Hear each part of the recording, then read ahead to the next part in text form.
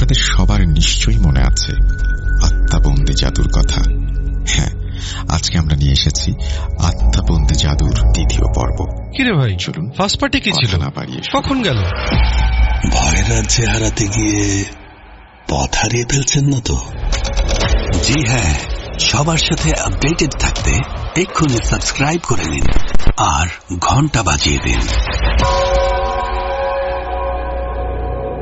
সেখানে পাগলার দাদুর বারান্দায় দুজন বন্ধু মুখোমুখি বসলেন।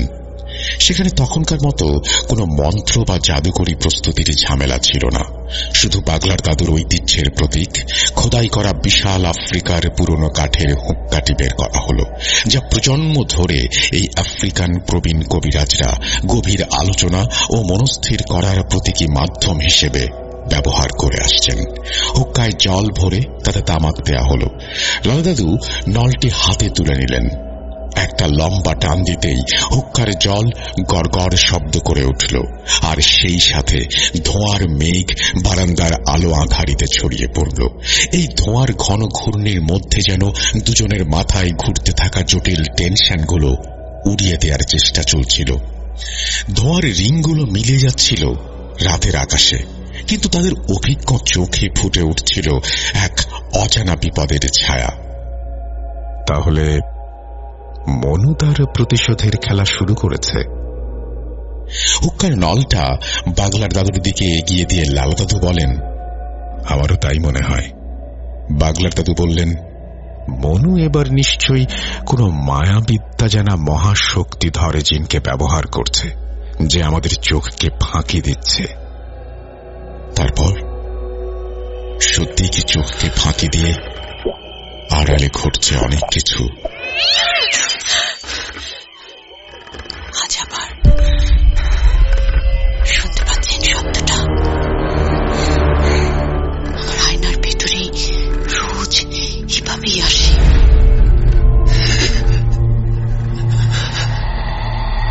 Bhoot.com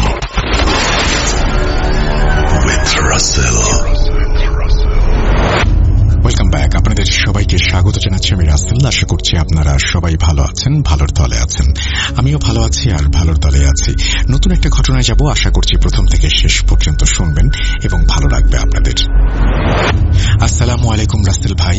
জিজ্ঞেস করব না কেমন আছেন, কেননা আমরা জানি যে শত ঝামেলার মধ্যেও আপনি সর্বদাই আল্লাহর রহমতে ভালো থাকেন। আজকে যে ঘটনাটা শেয়ার করব সেটা আমার নিজের সাথেই ঘটে যাওয়া একটা ঘটনা, তাই কথা না বাড়িয়ে সোজা ঘটনার দিকে যাওয়া যাক।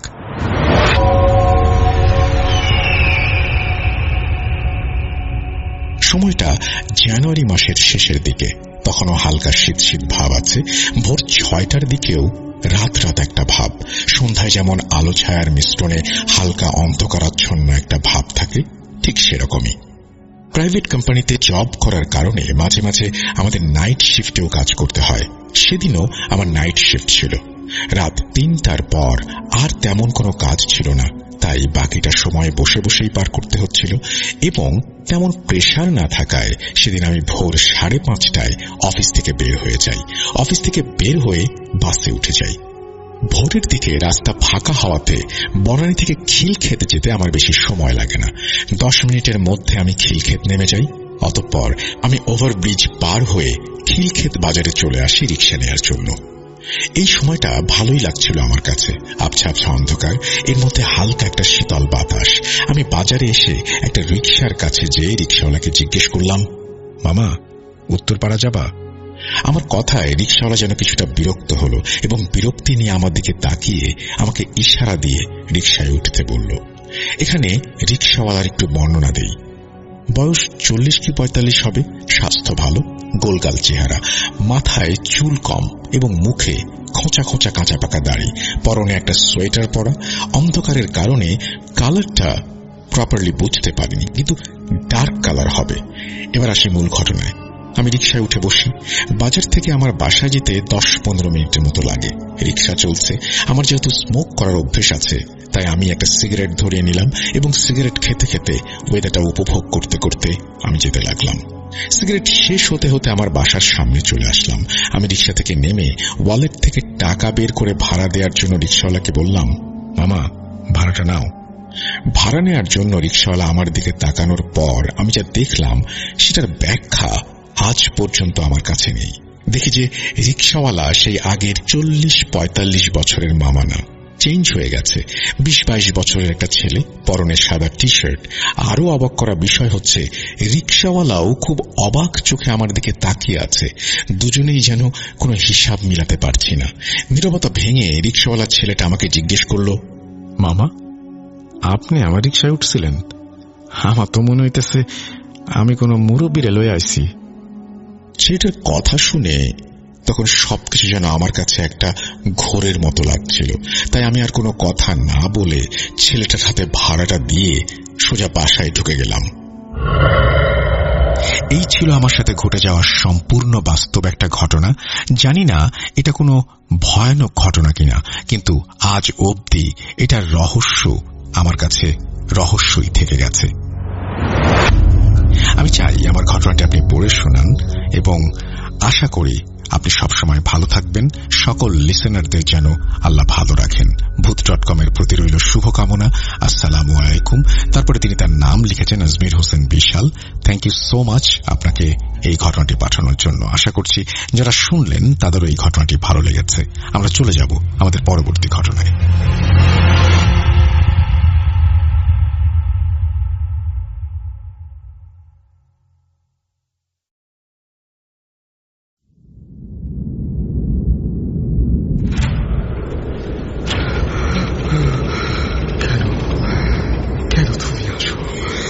আমি শুধু তোমার সাথেই থাকতে চাই।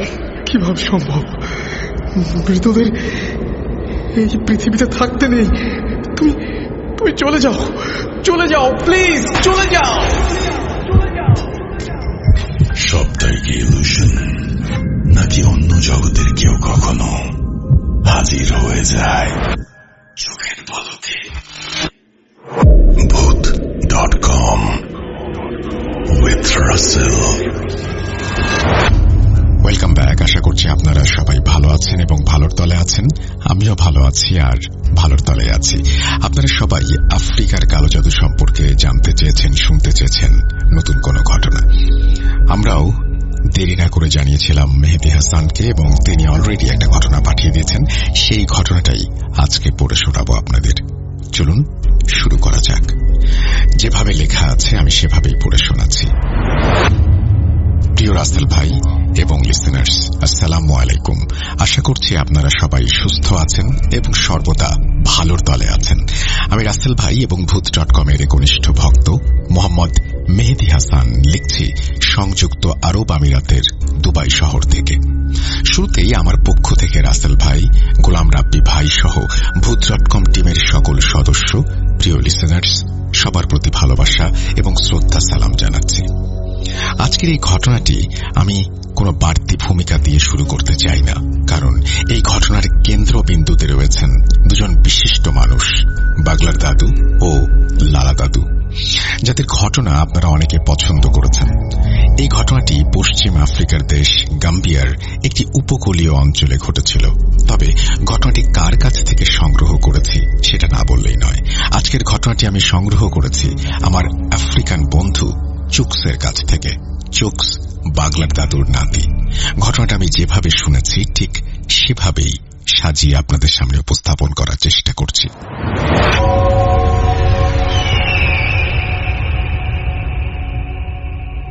রাত তখন গভীর। আকাশে চাঁদ থাকলেও তার আলো যেন ঘরের ত্রিসীমানায় আসতে সাহস পাচ্ছে না। চারিদিকে কেবল অশুভ শক্তির চাপা শব্দ।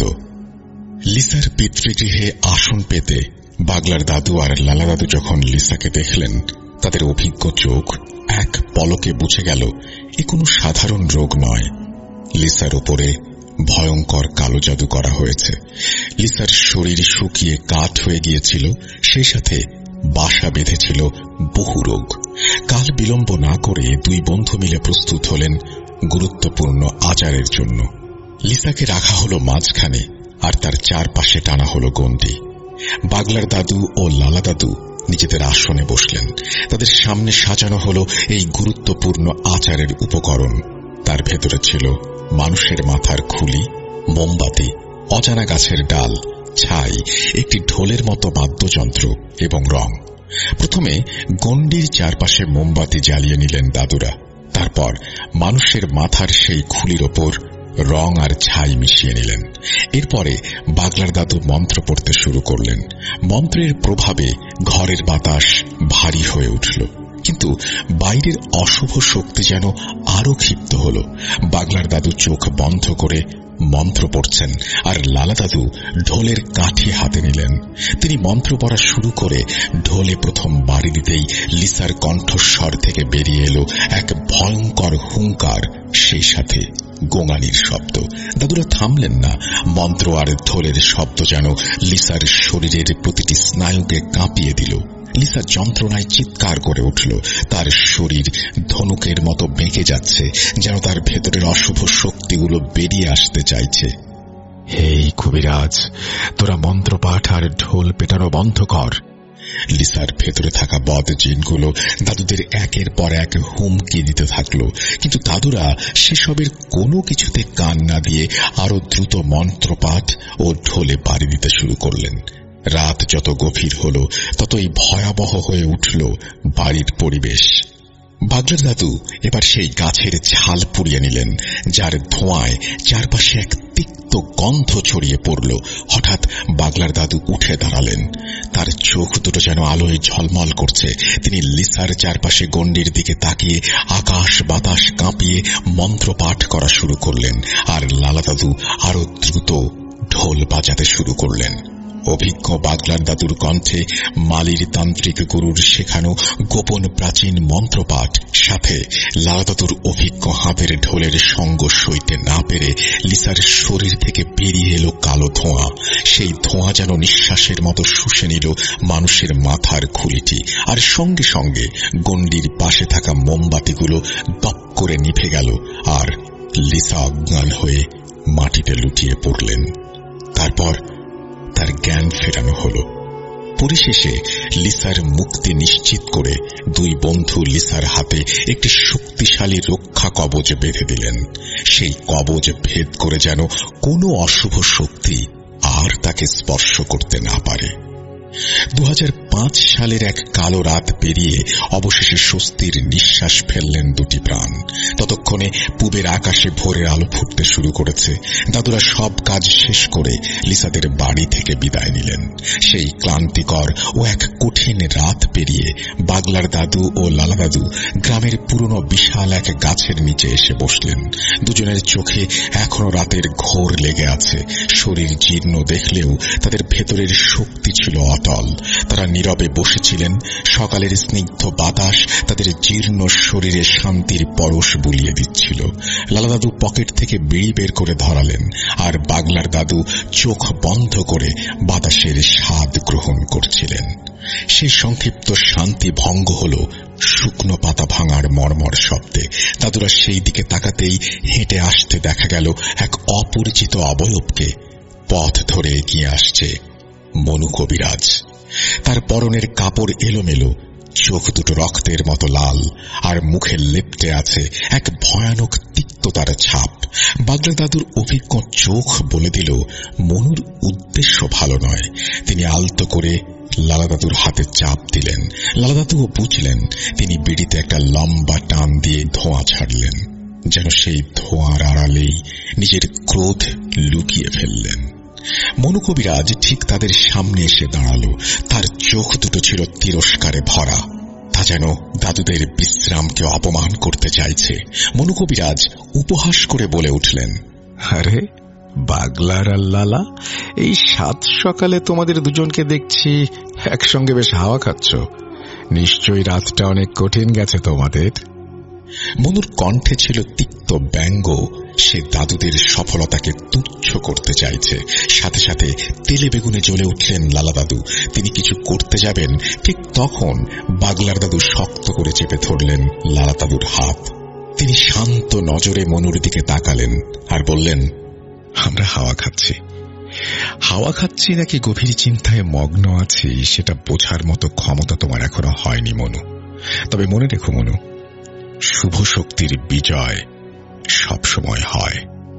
শান্তভাবে অপমানের জবাব দিলেন বাগলার দাদু, আর সেইটা যেন আগুনে ঘি ঢালল।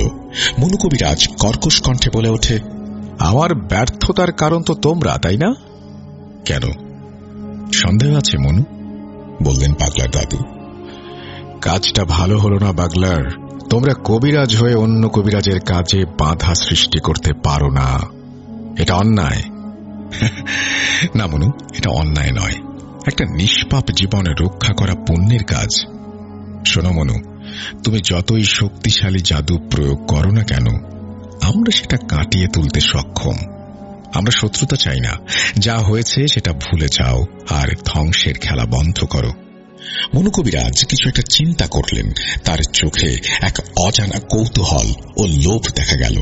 তিনি বললেন, আমি জানতে চাই কোন সেই অজানা মন্ত্রে লিসার শরীর থেকে আমার মরণ জাদুর বাঁধন কাটালে? কোন উপায়ে? বাগলার দাদু ধীরে ধীরে দৃষ্টি রাখলেন মনুর রাঙা চোখের দিকে। তিনি বললেন, সেটা আমাদের গুরুর শেখানো বিদ্যা মনু, আর এই বিদ্যা শুধু তারাই আয়ত্ত করতে পারে যারা ন্যায়ের পথে দাঁড়ায়। মনু বিদ্রুপের হাসি হাসল। ন্যায়? টাকা নিয়ে সমস্ত ন্যায় অন্যায় কেনা যায়। যাই হোক, আমি আপোষ চাই। বলো, তোমাদের কত দিতে হবে? কত হলে তোমরা আমার কাজে আর বাধা হয়ে দাঁড়াবে না? লালা দাদু আর নিজেকে ধরে রাখতে পারলেন না। তিনি উঠে দাঁড়িয়ে বিড়ির শেষ অংশটুকু মাটিতে ফেলে সেটি পা দিয়ে পিষে দিলেন।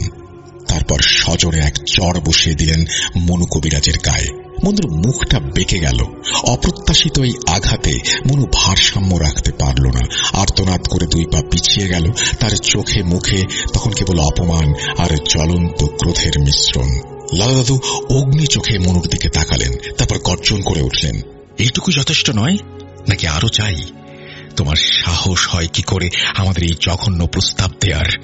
আমরা জীবনের পরোয়া করি না, আর আমরা আমাদের এই দীর্ঘ কবিরাজের জীবনে আমাদের বিবেক বিক্রি করিনি কখনো। মনু কবিরাজ লালা দাদুর দিকে তাকিয়ে কেবল বিষাক্ত সাপের মতো ফোঁস ফোঁস করছে। ক্রোধে তার শরীর কাঁপছিল। তার রক্ত লাল চোখগুলো যেন প্রতিশোধের আগুনে ভরা। এতক্ষণে বাগলার দাদু শান্তভাবে পরিস্থিতি পর্যবেক্ষণ করছিলেন, কিন্তু এবার আর লালা দাদুকে থামালেন না। তিনিও লালা দাদুর পাশে দাঁড়ালেন। মনু কবিরাজ দাঁত কড়মড় করে চাপা কণ্ঠে শাসিয়ে উঠল, বাগলার, লালা, এই অপমানের দাম তোমাদের দিতে হবে। আমি তোমাদের দেখে নেব। তোমাদের সব অহংকার আর ন্যায়ের বড়াই সব চূর্ণ করব। আমিও মনু কবিরাজ, জাদুবিদ্যায় কোনো অংশে কম না। লালা দাদু বললেন, আরে যাও, যা করার করো, কিন্তু মনু, তুমি ভুলে যেও না, তুমি সাপ হলে আমরা হলাম সাপুড়ে। আমরা যদি একবার খেলার মাঠে নেমে যাই তাহলে তোমার পতন অনিবার্য। গোল না করে আমরা উঠব না। মনু আর এক মুহূর্ত সেখানে দাঁড়াল না। অপমান আর লজ্জায় সে দ্রুত চলে গেল। মনু চলে যাওয়ার পরে লালা ও বাগলার দাদু কিছুটা শান্ত হয়ে সেখানে নীরবে বসে থাকলেন আরো কিছুক্ষণ। সকালের স্নিগ্ধ বাতাস আবার বইতে শুরু করলেও পরিবেশের শান্তি যেন চুরমার হয়ে গিয়েছিল। বাগলার দাদুর চোখে ছিল গভীর দুশ্চিন্তার ছাপ। লালা দাদু তার বন্ধুর দিকে তাকালেন। চিন্তা করিস না বাগলার, ও শুধু ফাঁকা আওয়াজ ছাড়ছে। বাগলার দাদু দীর্ঘশ্বাস ফেলে বললেন, না লালা, এবারের আওয়াজটা ফাঁকা নয়। মনুর চোখে যে প্রতিশোধের আগুন দেখলাম, ও এবার এমন কিছু করবে যা আমাদের ধারণার বাইরে। ওর অহংকার আর লোভ ওকে পাগল করে তুলেছে। দাদুরা জানতেন মনু কবিরাজের সঙ্গে তাদের এই শত্রুতা এখন কেবল কবিরাজের বিবাদ নয়, এটা শুভ শক্তি ও চরম অশুভের মধ্যে শুরু হওয়া এক মহাযুদ্ধের সূচনা। কিন্তু কেন এই শত্রুতা, এবার সেটা বর্ণনা করছি। সময়কাল 2004। সূচনা হয়েছিল এক দরিদ্র পরিবারের মেয়ে লিসাকে কেন্দ্র করে। লিসা ভালোবেসে বিয়ে করেছিল তার পাশের গ্রামের এক ধনী পরিবারের সন্তান রায়ানকে। কিন্তু এই সম্পর্ক রায়ানের পরিবারের চোখে ছিল চরম অসম্মান।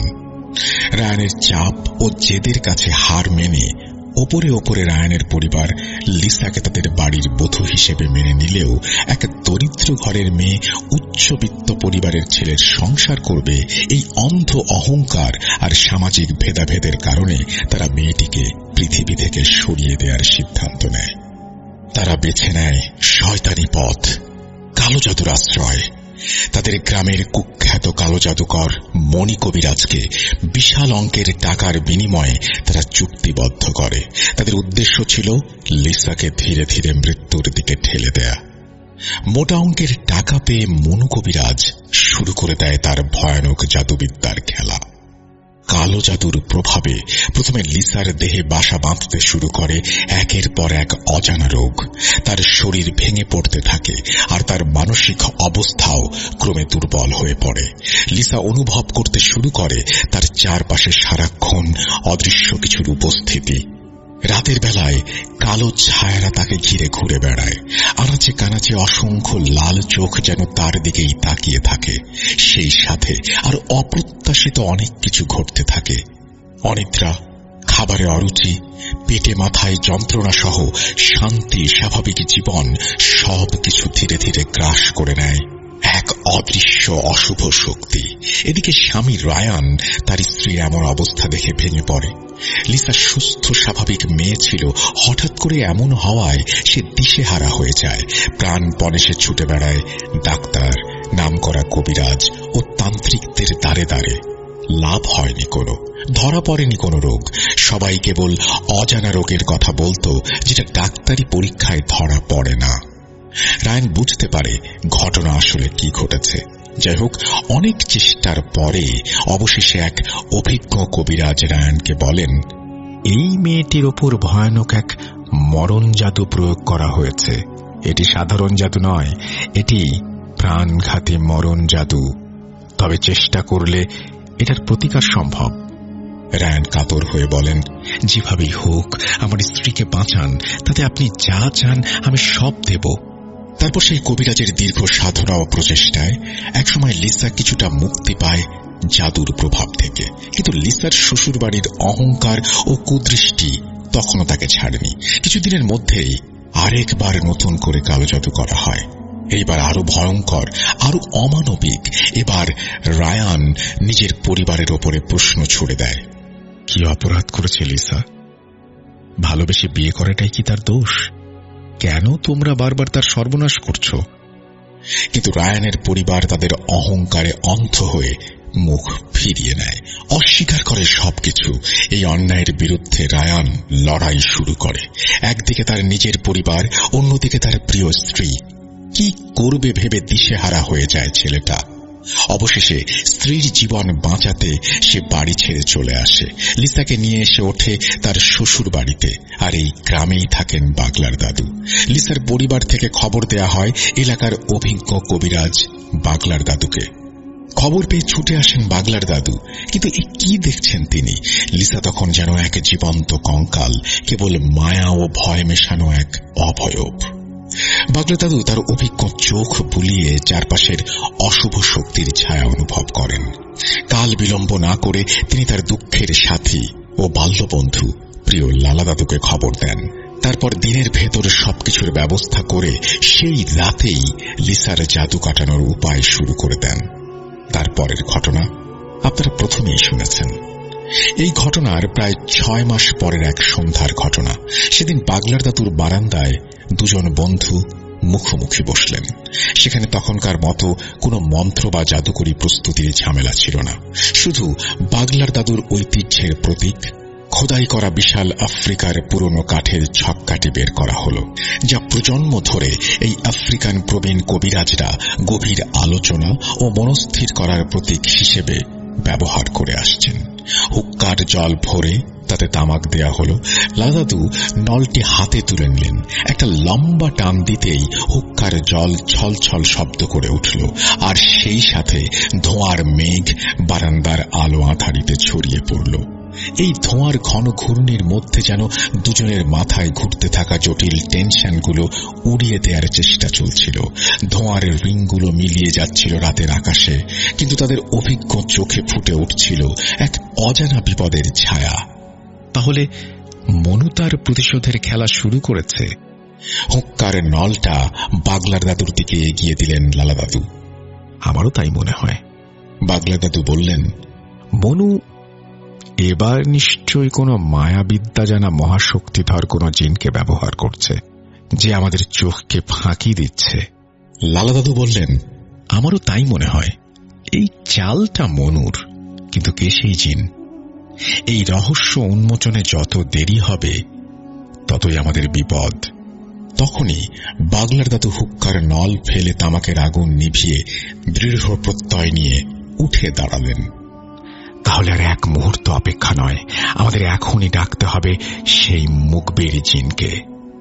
কে এই মুখবেরি জিন আর কেন তাকে ডাকা হচ্ছে সেটা জানতে হলে চলেন গত রাতের ফ্ল্যাশব্যাকে। রাত তখন গভীর। গাম্বিয়ার সেই উপকূলীয় গ্রামের আকাশে এক ফালি চাঁদ থাকলেও চারদিকের পরিবেশটা ছিল থমথমে। বাতাস একদম স্থির, যেন কোনো বড় ঝড়ের পূর্বাভাস। রাত যখন আনুমানিক 2টা, তখন লালা দাদুর কাঁচা ঘুমটা হঠাৎ ভেঙে গেল। দরজার ওপাশ থেকে খুব চেনা একটা কণ্ঠস্বর ভেসে আসছে। লালা, ও লালা, একটু বাইরে আয় তো ভাই, বিশেষ দরকার। কণ্ঠটা তার বাল্যবন্ধু বাগলার দাদুর। লালা দাদু কিছুটা অবাক হলেন, মনে মনে ভাবলেন, এই অসময়ে বাগলার কেন? তিনি তড়িঘড়ি করে দরজা খুলে বাইরে পা রাখলেন। চোখের মণিগুলো ঘষে দেখতে পান সামনেই দাঁড়িয়ে আছে বাগলার দাদু, কিন্তু তার দাঁড়ানোর ভঙ্গিটা আজ কেমন যেন অদ্ভুত, একদম মূর্তির মতো স্থির। চাঁদের আবছা আলোয় লালা দাদু খেয়াল করলেন বাগলারের চোখের মণি দুটো স্বাভাবিক নয়, বরং অন্ধকারে দুটো জ্বলন্ত কয়লার মতো লালচে আভা ছড়াচ্ছে। লালা দাদু বিস্ময় নিয়ে জিজ্ঞেস করলেন, কিরে বাগলার, এত রাতে তুই? কিছু হয়েছে? কথা শেষ হতে না হতেই কোনো উত্তর না দিয়ে বাগলার দাদু ধপ করে মাটিতে লুটিয়ে পড়লেন। তখনই লালা দাদু আতঙ্কিত হয়ে বন্ধুকে ধরতে যেই না হাত বাড়ালেন, অমনি তার সারা শরীরে 1000 ভোল্টের বিদ্যুতের মতো এক তীব্র ঝাটকা লাগলো। এক অদৃশ্য শক্তি তাকে ছিটকে পেছনে ফেলে দিল। লালা দাদুর অভিজ্ঞ চোখ এবার জহুরির মতো সত্যটা ধরে ফেলল। তিনি খেয়াল করলেন এই লুটিয়ে থাকা দেহের গলায় তাদের সেই চিরাচরিত কবিরাজি 7 স্তরের রক্ষা কবচ নেই। একজন তান্ত্রিক কবিরাজ কখনো তার শরীরের রক্ষা কবচ ছাড়া বাইরে বের হয় না। মুহূর্তেই লালা দাদুর ভয় পরিণত হল রাগে। তিনি গর্জে উঠলেন, শয়তান, এত বড় সাহস! তুই লালার সাথে ছলনা করতে এসেছিস, আজ তোকে জ্বালিয়ে ছাই করে দেব। বলেই তিনি শাহাদাত আঙুল তুলে মাটির ওপর এক টানে এক দুর্ভেদ্য গণ্ডি আঁকলেন। তার ঠোঁটে তখন মন্ত্রের কর্কশ ধ্বনি। লালা দাদু দ্রুত ঘরের দিকে ছুটলেন পেট্রোল বা কেরোসিন আনতে, উদ্দেশ্য এই অশুভ শক্তিকে শেষ করে দেয়া। কিন্তু ফিরে এসে দেখলেন গণ্ডির ভেতরটা একদম ফাঁকা। সেই ছদ্মবেশী দেহটা বাতাসের সাথে মিলিয়ে গেছে। লালা দাদু দাঁতে দাঁত চেপে বললেন, বেঁচে গেলি, বেঁচে গেলি আমার হাত থেকে। ঠিক এই সময়ে গ্রামের অন্য প্রান্তে বাগলার দাদুর বাড়ির উঠোনেও চলছিল একই নাটকের অন্য পিঠ। সেখানেও অন্ধকারের বুক চিরে লালা দাদুর হুবহু কণ্ঠস্বর শোনা গেল। কান খাড়া করে বাগলার দাদু শুনতে পেলেন, বাগলার, একটু বাইরে আয়, জরুরি কথা আছে। কিন্তু বাগলার দাদু ছিলেন অত্যন্ত ধূর্ত এবং অভিজ্ঞ। তিনি ভেতর থেকে দরজা না খুলে উত্তর দিলেন, তুই আমার ঘরের ভেতরে আয় লালা, দরজা খোলাই আছে, যা বলার ভেতরে এসেই বল। বাইরে দাঁড়িয়ে থাকা সেই শয়তানটা এবার কিছুটা বিচলিত হয়ে পড়ে। সে জানত এই ঘরটা বিশেষ মন্ত্রে সুরক্ষিত। কোনো অশুভ শক্তি বা চালান করা সত্তা এই ঘরের ভেতরে প্রবেশ করতে পারে না। যদি সে আসলেও লালাদাদু হতেন তবে তিনি অনায়াসেই ভেতরে আসতে পারতেন। সেই ছদ্মবেশী শয়তানটি বাইরে থেকে অনুরোধ করতে লাগলো, না না পাগলার, তুই বাইরে আয়, তোকে একটা জিনিস দেখাবো, দেখে যা। পাগলা দাদু এবার নিশ্চিত হলেন এবং চালাকি করে একই কথা বারবার বলতে লাগলেন, একদম না, আমার শরীর ভালো নেই, তুই ভেতরে এসে দেখা, আমি বাইরে যাব না। শত চেষ্টায় ব্যর্থ হয়ে এইবার সেই অবয়বের কণ্ঠস্বর পাল্টে গেল। লালাদাদুর মিষ্টি কণ্ঠস্বর মুহূর্তেই এক বিভৎস দানবীয় গর্জনে পরিণত হল। কিরে, আসবি না? দেখিস কতদিন বাঁচতে পারিস। ওদিকে দরজার ফাঁক দিয়ে বাগলার দাদু দেখলেন উঠোনে ধুলোর এক ভয়ঙ্কর ঘূর্ণি উঠছে। সেই অবয়বের চোখ দুটো আগুনের গোলার মতো লাল হয়ে জ্বলছে। কোনো উপায় না পেয়ে অবশেষে সেই অশুভ শক্তিটি বিকট এক শব্দ করে অদৃশ্য হয়ে গেল। যাই হোক, ফ্ল্যাশব্যাক থেকে এবার ফিরে আসা যাক দাদুদের কাছে। সেদিন সন্ধ্যার পর বাগলার দাদুর সেই পুরনো কবিরাজি ঘরে দুই দাদু মুখোমুখি বসলেন। ঘরটি ধূপ আর ধোঁয়ায় আচ্ছন্ন। দাদুরা গম্ভীর স্বরে মন্ত্রপাঠ করতে শুরু করলেন। হঠাৎ ঘরের কোণের অন্ধকারটা যেন আরো ঘন হয়ে উঠল। বাতাসের তাপমাত্রা এক ধাক্কায় অনেকটা নেমে গেল। সেই ঘনীভূত অন্ধকারের ভেতর থেকে ধীরে ধীরে আবির্ভূত হলেন মুখবির জিন। ইনি কোনো সাধারণ জিন নন, যিনি গন্ধ শুকে যে কোনো শুভ অশুভ শক্তির পরিচয় শনাক্ত করতে পারতেন। বাগলার দাদু মুখবির জিনকে সবকিছু খুলে বলেন। তারপর তিনি মুখবির জিনের কাছে জিজ্ঞাসা করেন, হে মুখবির, গত রাতে যে আমাদের ছদ্মবেশে আক্রমণ করতে এসেছিল তাকে কি তুমি চিনতে পেরেছ? কে সে? প্রশ্ন শুনে মুখবির জিন কিছুক্ষণের জন্য সেই গাঢ় অন্ধকারে মিলিয়ে গেলেন। কিছুক্ষণ পর ফিরে এসে তার কণ্ঠস্বর যখন শোনা গেল তখন সেই ঘরে যেন আতঙ্কের হিমস্রোত বয়ে গেল। মুখবির বললেন, এ কোনো সাধারণ শত্রু নয় পাগলার, এ হলো সেই রক্তচোষা পিশাচিনী যাকে তোমাদের গুরুজি প্রায় 2 যুগ আগে নিজের সাধনার জোরে একটা রূপার পাত্রে বন্দী করেছিলেন। লালাদাদু আঁতকে উঠে বললেন, হ্যাঁ, সে তো বন্দী থাকার কথা, বাইরে এলো কি করে? মুখবির জিন বলতে লাগলেন, তোমাদের গুরুজির মৃত্যুর পর তার সেই শক্তিশালী জাদুমন্ত্রের বন্ধনী কিছুটা দুর্বল হয়ে পড়েছিল, আর এই সুযোগটাই নিয়েছে ধূর্ত মনু কবিরাজ। সে কোনোভাবে জানতে পেরেছিল যে তোমাদের গুরুজির হাতে বন্দী হয়ে আছে এক অতি শক্তিশালী পিশাচিনী, যে তোমাদের ঘোর শত্রু। মনু তাকে মুক্তি দিয়েছে এক ভয়ঙ্কর চুক্তির বিনিময়ে। সেই পিশাচিনী এখন তোমাদের উপর প্রতিশোধ নেয়ার জন্য উন্মাদ হয়ে আছে, আর সে মনু কবিরাজের কাছে প্রতিজ্ঞাবদ্ধ। তাছাড়া তোমরা ছিলে তোমাদের গুরুজির সবচেয়ে বিশ্বস্ত শিষ্য। এখন সে মুক্তির বিনিময়ে আর পুরনো প্রতিশোধ নিতে তোমাদের হত্যা করবে, আর তিলে তিলে তোমাদের প্রাণ শুষে নেবে। ঘরের বাতাস যেন স্তব্ধ হয়ে গেল। দাদুদের অভিজ্ঞ শরীরও একবার শিউরে উঠল। কিন্তু মুখবিরের পরবর্তী কথাগুলো ছিল আরো ভীতিজনক। সাবধান থেকো তোমরা, সে এখন আগের চেয়ে অনেক বেশি শক্তিশালী। গত 6 মাসে 6টি যুবকের তাজা রক্ত পান করে সে মায়াবী শক্তি বহুগুণ বাড়িয়ে নিয়েছে। এখন তাকে আর কোনো পাত্রে বন্দী করা সম্ভব নয়। তাকে ধ্বংস করার একটাই রাস্তা খোলা আছে, সেটা হলো তাকে হত্যা করতে হবে। কথাটা শেষ করেই মুখবির জিন বাতাসের সাথে মিলিয়ে গেলেন। মুখবির চলে যাওয়ার পর ঘরে নেমে এলো এক কবরের মতো নীরবতা। 2 বন্ধু একে অপরের দিকে তাকালেন। চোখে আতঙ্ক থাকলেও চোয়াল শক্ত। দাদুরা এবার বারান্দায় বসে হুক্কার তামাকে আগুন জ্বালিয়ে নিলেন। গড়গড় করে একটা লম্বা টান দিয়ে একরাশ ধোঁয়া ছাড়তে ছাড়তে লালাদাদু হুক্কার নলটা মুখ থেকে সরিয়ে বললেন, তার মানে মনু নিজের স্বার্থে এমন এক শয়তানকে শিকলমুক্ত করেছে যে তার পুরো গ্রাম উজাড় করে দিতে পারে। বাগদাদু নলটা তুলে নিয়ে একটা দীর্ঘ শ্বাস নিয়ে বললেন, সে আসবে লালা, আজ হোক বা কাল, সে তার প্রতিশোধ নিতেই আসবে। আমাদের হাতে সময় খুব কম। তারপর নেমে এলো কিছুক্ষণের নীরবতা, শুধু হুক্কার গড়গড় শব্দ আর ধোঁয়ার মাঝে গভীর চিন্তায় ডুবে থাকলেন দাদুরা।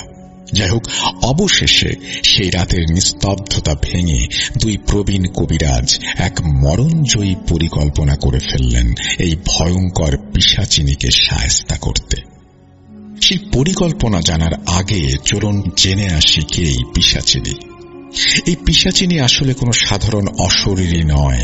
সে হল উচ্চ স্তরের জাদুকর শ্রেণীর এক মহিলা জিন। তার সবচেয়ে বড় শক্তি হল তার মায়াবিদ্যা। সে কেবল মানুষের চোখেই ধুলো দেয় না, সাধারণ জিনদের দৃষ্টিকেও সে অনায়াসেই ধোঁকা দিতে পারে। তার আসল রূপ দেখার ক্ষমতা খুব কম প্রাণীরই আছে।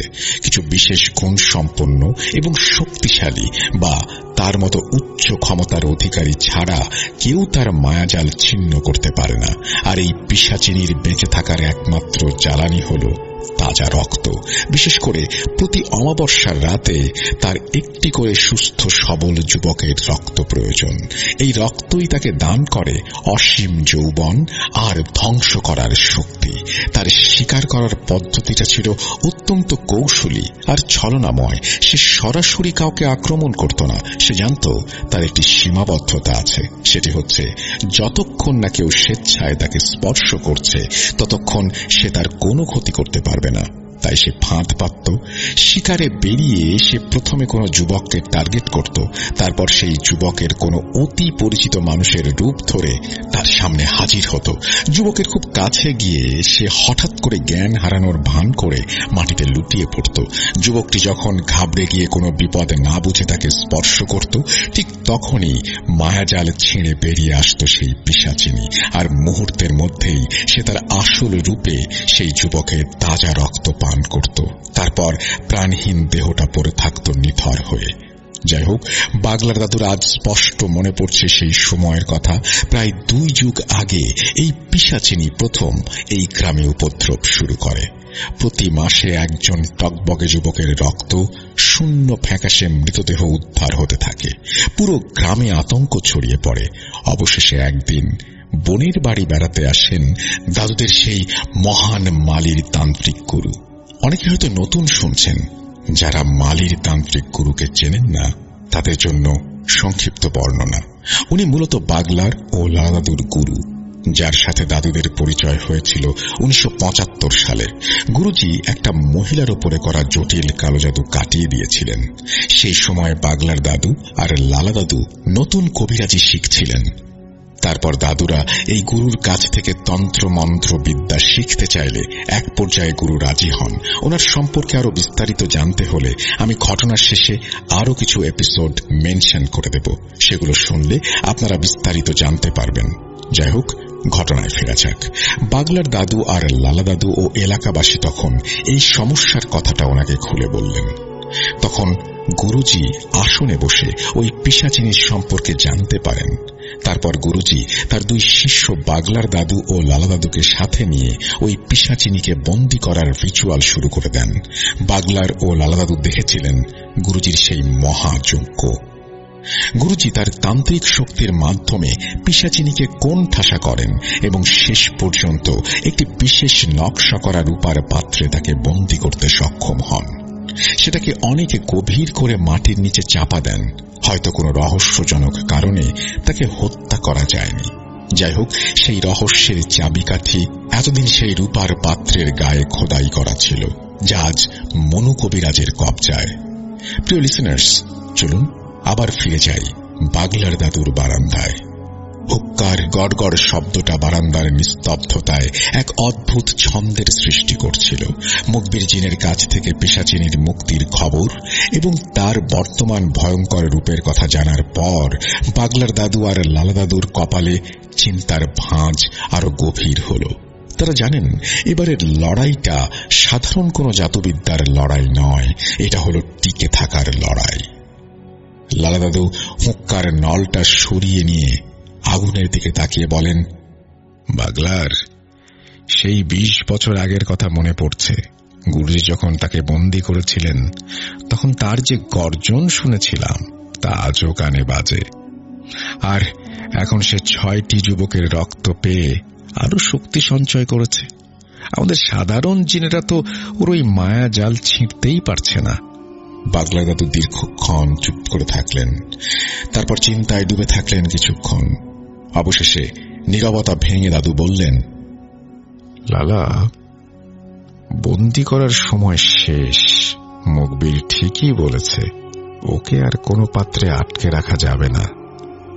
ওকে এবার চিরতরে শেষ করে দিতে হবে। আর তার জন্য আমাদের হাতে একটাই অস্ত্র আছে, সেটা হলো ওই অগ্নিবাণ। অগ্নিবাণের নাম শুনে লাদাদু চমকে উঠলেন। তার হাত থেকে হুক্কার নলটা প্রায় খসে পড়ার উপক্রম হল। তিনি ফিসফিস করে বললেন, অগ্নিবাণ? বাগলার, তুই জানিস এর ঝুঁকি কতটা? গুরুজি বলেছিলেন, এই বিদ্যা প্রয়োগ করা মানে নিজের জীবনকে বাজি রাখা। একবার যদি অগ্নিবাণ নিয়ন্ত্রণের বাইরে চলে যায়, তবে পিশাচিনীর আগে সেই আমাদের মেরে ফেলবে। বাগলার দাদু লালা দাদুর কাঁধে হাত রাখলেন। তার চোখে তখন এক মরণজয়ী সংকল্পের আগুন। তিনি বললেন, ভয় পেলে চলবে না লালা। মনু কবিরাজ যাকে শিকল মুক্ত করেছে, সে শুধু আমাদের শত্রু নয়, সে পুরো গাম্বিয়ার এই উপকূলীয় অঞ্চলের অভিশাপ। যদি আমরা পিছু হটি, তবে অনেক মায়ের কোল খালি হবে। আমাদের তান্ত্রিক গুরুর সম্মানের খাতিরে হলেও এই ঝুঁকি আমাদের নিতেই হবে। লালা দাদু কিছুক্ষণ চুপ করে রইলেন। তার চোখের সামনে ভেসে উঠল সেই পিশাচিনীর বিভীষিকাময় রূপ আর সেই রূপার পাত্রের দৃশ্য। তিনি বুঝতে পারলেন বাগলার ঠিকই বলছে। পিঠ যখন দেয়ালে ঠেকে যায়, তখন সম্মুখ যুদ্ধ ছাড়া আর কোনো পথ থাকে না। যাই হোক, তারপর দাদুরা আরো অনেক আলোচনা করেন। এই অগ্নিবাণ করার একটা নির্দিষ্ট সময় হল আসন্ন অমাবস্যার রাত। এখন শুধু সাবধানে থাকা আর সময়ের অপেক্ষা মাত্র। সেদিনের সেই আলোচনার পরে লালা দাদু তার বাড়ি ফিরে যান। আলোচনার সেই রাত থেকেই শুরু হল পিশাচিনীর এক মনস্তাত্ত্বিক খেলা। দাদুরা জানতেন, পিশাচিনী সরাসরি আক্রমণ করতে পারবে না যতক্ষণ না কেউ তাকে স্পর্শ করছে, কিন্তু সে জানত কিভাবে মানুষের মানসিক শক্তিকে চূর্ণ বিচূর্ণ করে দিতে হয়। অগ্নিবাণের পূর্বে দাদুদের সাথে অনেক কিছুই ঘটে যায়, যার ভেতরে 3টি উল্লেখযোগ্য ঘটনা আমি বর্ণনা করছি। ঘটনা 1, পরদিন দুপুরে তারা খেতে কাজ করছিলেন, বাগলার দাদু সহ। কাজের ফাঁকে একটু বিশ্রাম নিচ্ছিলেন। ঠিক এমন সময় এক নারকীয় হাসিতে তাদের হোঁশ ফেরে। বাগলা দাদু দেখলেন তার সামনেই দাঁড়িয়ে আছে সেই পিশাচিনী। তার দেহের অর্ধেক পোড়া, গায়ের চামড়া ঝুলছে আর চোখ দুটো দিয়ে চুইয়ে পড়ছে কালো তরল। সে দাদুর দিকে তাকিয়ে এক বিভৎস হাসি দিয়ে বলল, বাগলার, তোদের গুরু তোকে বাঁচাতে আসবে না। তোরা আমাকে 20 বছর অন্ধকারে বন্দী করে রেখেছিলি। অপেক্ষা কর, তোদের রক্ত দিয়ে আমি আমার 20 বছরের তৃষ্ণা মেটাবো। তারপর অট্ট হাসিতে ফেটে পড়ে আবার। দাদু মন্ত্র পড়া শুরু করলেন। এক পর্যায়ে মন্ত্রের সামনে টিকতে না পেরে সে অদৃশ্য হয়ে যায়। ঘটনা 2, সেদিন রাতের খাবার শেষ করে বাগলার দাদু যখন বিছানায় গেলেন, চারপাশটা ছিল অস্বাভাবিক নিস্তব্ধ। ঘরের বাইরে বাতাসের কোনো শব্দ নেই। দাদু তার দীর্ঘ অভিজ্ঞতায় জানতেন এই স্তব্ধতা ভালো লক্ষণ নয়। তবু শরীরের ক্লান্তিতে একসময় তার চোখ লেগে এলো। তবু ঘুমটা শান্তির হল না। তিনি স্বপ্নে দেখলেন এক অন্তহীন কুয়াশাচ্ছন্ন প্রান্তরে একা দাঁড়িয়ে আছেন। সেই কুয়াশা চিরে হঠাৎ এক নারী অবয়ব তার সামনে ভেসে উঠল। সেটি ছিল সেই পিশাচিনী। সে এক বিভৎস পৈশাচিক হাসি দিয়ে দাদুর দিকে এগিয়ে এলো। তার কণ্ঠস্বর যেন কোনো এক গভীর কুয়ো থেকে উঠে আসছে। প্রতিটা শব্দে এক হাড় কাঁপানো অনুভূতি। সে গর্জে উঠে বলল, বাগলার, তুই কি ভেবেছিস মন্ত্র পড়ে ক্লান্ত শরীর নিয়ে আরামে ঘুমাবি? 20 বছর আগে তোর গুরু আর তোরা দুজন যে ভুল করেছিলি, এবার সেই মাসুল দিবি জীবন দিয়ে। তোদের তোদের ওই 7 স্তরের রক্ষা কবচ আমি চূর্ণ বিচূর্ণ করে দেব। অপেক্ষা কর, আগামী অমাবস্যায় আমি আর একটা যুবকের রক্ত পান করে আরো শক্তিশালী হয়ে যাব। সে কিছুক্ষণ থামল, তারপর তার বিভৎস মুখ থেকে হিম শীতল দীর্ঘশ্বাস বেরিয়ে এলো। তাচ্ছিল্যের স্বরে বলল, দেখব আমার হাত থেকে তোদের ওই 7 স্তরের রক্ষা কবচ তোদের কিভাবে রক্ষা করে। দাদু তীব্র চিৎকার করে বিছানায় উঠে বসলেন। তার জরাজীর্ণ শরীর ঘামে সম্পূর্ণ ভেজা। টেনে টেনে দীর্ঘশ্বাস নিতে নিতে তিনি একবার নিজের গলায় হাত বুলিয়ে নিশ্চিত হলেন যে 7 স্তরের রক্ষা কবচটি যথাস্থানে আছে এবং তিনি সুরক্ষিত। কিছুক্ষণ পর কিছুটা স্বাভাবিক হয়ে তিনি বিড়বিড় করে বললেন, না না, এই শয়তানকে এবার চিরতরে নরকেই পাঠাতে হবে। ও শুধু গ্রামের মানুষের রক্তই নয়, আমার রাতের ঘুমটাও কেড়ে নিয়েছে। ঘটনা দিন অমাবস্যার রাত ঘনিয়ে আসছে। সেই স্বপ্নের পরে আরেক দিন। সারাদিনের হাড় ভাঙা খাটুনির পরে বাগলার দাদু সেদিন একটু দেরি করেই নদীর ঘাটে গিয়েছিলেন গোসল করতে। সন্ধ্যা তখন সবে গড়িয়েছে। পূব আকাশে কালচে মেঘের আড়ালে আলো আঁধারির খেলা চলছে। নদীর ঘাটটা তখন একদম জলশূন্য। দাদু নদীতে নেমে একটা ডুব দিলেন। ঠান্ডা পানিতে মাথা ভেজাতেই যেন কিছুটা স্বস্তি পেলেন। কিন্তু দ্বিতীয় ডুব দিয়ে যখন ভেসে উঠলেন, তখনই তার অভিজ্ঞ স্নায়ু বিপদের সংকেত দিল। দাদু দেখলেন তার হাত থেকে মাত্র 3 হাত দূরে পানির উপর ভেসে আছে এক বিভৎস মাথা। ভেজা চুলগুলো কালচে সাপের মতো কিলবিল করছে। এটা সেই পিশাচিনী। তার মুখের অর্ধেকটা যেন পচে খসে পড়েছে, আর বাকি অর্ধেকটা মরা মানুষের মতো ফ্যাঁকাশে। তার চোখ দুটো আগুনের গোলার মতো দাউ দাউ করে জ্বলছে দাদুর দিকে তাকিয়ে। পিশাচিনী এবার আর কোনো কথা বলল না। সে পানির ওপর দিয়ে ভেসে দাদুর দিকে এগিয়ে আসতে লাগলো। দাদু কাল বিলম্ব না করে তড়িঘড়ি তীরের দিকে পিছিয়ে এলেন। পিশাচিনী এক বিকট অট্টহাসি দিল, যে শব্দে নদীর ওপারের জঙ্গল থেকে কয়েকটা রাত চোরা পাখি চিৎকার করে আকাশে ডানা মেলল। সে কর্কশ শব্দ। জল বা স্থল বাগলার তোদের নিস্তার নেই। তোর রক্তে আজ এই নদী লাল হবে। দাদু তীরে উঠে মন্ত্র পড়তে শুরু করলেন। তারপর আর এক মুহূর্ত সেখানে দাঁড়ালেন না, বাড়ির দিকে হাঁটা শুরু করলেন। পেছনে ফেলে এলেন সেই পৈশাচিক চিৎকার, যা বাতাস ছিঁড়ে দাদুর কানে হুল ফোটাচ্ছিল। তাছাড়া আরো অসংখ্য ছোটখাটো ঘটনা দুই দাদুর সঙ্গে প্রতিনিয়ত ঘটতে লাগলো, যার অনেক কিছু জানা সম্ভব হয়নি। এবার এই ঘটনার চূড়ান্ত অগ্নিমান পর্বটি বর্ণনা করছি। অমাবস্যার অন্ধকার রাত। গাম্বিয়ার সেই উপকূলীয় গ্রামের আকাশ জুড়ে নেমে এলো কালো অন্ধকার। বাতাস একদম স্থির, এমনকি গাছের পাতাও আজ নড়তে সাহস পাচ্ছে না। বাঁচা মরার এই চূড়ান্ত সাধনায় প্রয়োজনীয় সমস্ত উপাচার দাদুদের দিনের আলোতেই গুছিয়ে রেখেছিলেন তারা। বাগলা দাদুর উঠোনের ঠিক মাঝখানে আজ শোভা পাচ্ছে একটি প্রকাণ্ড লোহার ব্যারেল। ব্যারেলের পেটে যত্ন করে সাজানো শুকনো কাঠ আর কেরোসিন। বাগলার দাদু আগুনের শিখা ছুঁয়ে দিতেই হু হু করে জ্বলে উঠল লেলিহান শিখা। সেই আগুনের রক্তিম আলোয় যখন চারপাশ উদ্ভাসিত হল, তখন দৃশ্যমান হল দুই বন্ধুর ভয়ঙ্কর রূপ। বাগলা দাদু ও লালা দাদু আজ সাধারণ কোনো মানুষ নন। তারা আবির্ভূত হয়েছেন প্রচন্ড রণমূর্তিতে।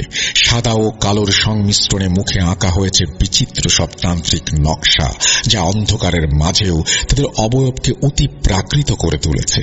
গলায় দুলছে হাড়ের মালা, কোমরে পশুর চামড়া, যেন কোনো আদিম অরণ্য থেকে উঠে আসা প্রাচীন আফ্রিকান যোদ্ধা। তখন মনে হচ্ছিল স্বয়ং মৃত্যুর দূত বুঝি আজ নেমে এসেছেন এই পৈশাচিক শক্তির হিসাব মেটাতে। আগুন যখন চরচর করে বাড়ছে, বাগলার দাদু তখন হাতে তুলে নিলেন সেই নাম না জানা অদ্ভুত পাখিটি, যেটি এই সমস্যার সমাধানে বিশেষ উপকরণ। দাদুরা মন্ত্র পড়তে শুরু করলেন। কিছুক্ষণ মন্ত্র পড়ার পরে বাগলার দাদু ধারালো ছুরি দিয়ে পাখিটির গলা কেটে ফেললেন। টকবগে গরম রক্ত যখন ব্যারেলের জ্বলন্ত আগুনে গিয়ে পড়ল, সাথে সাথে আগুনের রং বদলে গিয়ে রক্তের মতো টকটকে হয়ে গেল। হঠাৎ সেই আগুনের শিখা যেন আকাশ ছুঁতে চাইল, আর সেই আগুনের কুণ্ডলীর ভেতর ধীরে ধীরে বেরিয়ে এলো এক বিশাল আগুনের মূর্তি। তিনিই সেই অগ্নিজিন। তার চোখ দিয়ে আগুনের লাভা বের হচ্ছে। কেন আমাকে ডেকেছিস তোরা? তোদের কত বড় সাহস সামান্য আগুনের শিখায় আমাকে বন্দী করতে চাস? অভিজ্ঞ লালা দাদু ও বাগলার দাদু স্থির হয়ে দাঁড়িয়ে রইলেন। বাগলা দাদুর দৃষ্টি আগুনের জ্বলন্ত চোখের দিকে স্থির। তিনি বললেন, হে আগুনের জিন, আমাদের সাহায্য দরকার। এক শয়তান পিশাচিনী গ্রামের শান্তি কেড়ে নিয়েছে। তাকে ধ্বংস করতে তোমার অগ্নিবাণ ছাড়া আর কোনো পথ নেই। আমাদের সাহায্য করো। তারপর সেই পিশাচিনী সম্পর্কে সবকিছু খুলে বললেন। অগ্নিজিন সব শুনলেন, কিন্তু সাহায্য করতে নারাজ। অগ্নিজিন রাগে ফেটে পড়ল। সাহায্য? আমি তোদের হুকুম পালন করার জন্য আসিনি। তোদের এই সাহস দেখে ইচ্ছে করছে এখনই তোদের পুড়িয়ে মারি। ঠিক তখনই বাগলার দাদু এক বুদ্ধির চাল চাললেন। তিনি বললেন, হয় আমাদের সাহায্য করো, ওই পিশাচিনীকে শেষ করো, না হলে আমার এই নিষ্পাপ পাখির প্রাণ ফিরিয়ে দাও। আমরা কবিরাজ, আমরা বৃথা উৎসর্গ করি না।